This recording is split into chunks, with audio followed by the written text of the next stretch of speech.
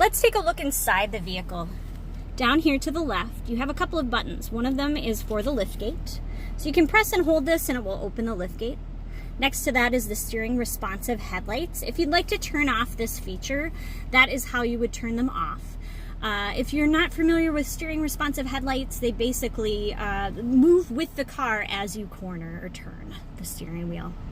Memory height button. If you'd like to set your memory height, all you do is press in the button. Notice there's a little white on top of that button there. So if you press it in, you can go to the lift gate and press a button to set the height. So you can actually adjust the height of the lift gate, especially if you tend to rack things on top of the vehicle, or maybe you're just a little bit, height challenged, vertically challenged. You'd be able to set the height a little bit lower.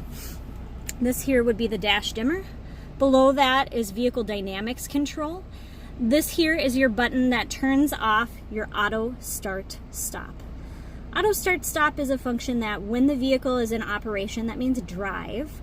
Let's say you have your foot on the brake at a stoplight.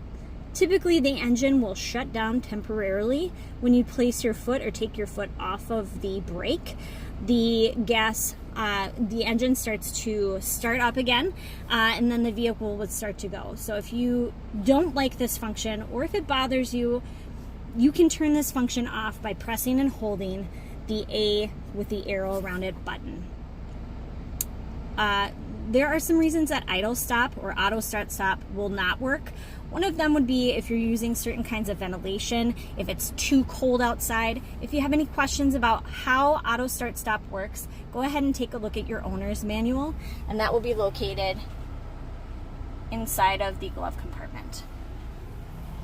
The last button to the right here is your blind spot indicator. So if you would like to turn your blind spot off, you can press that button. Now notice here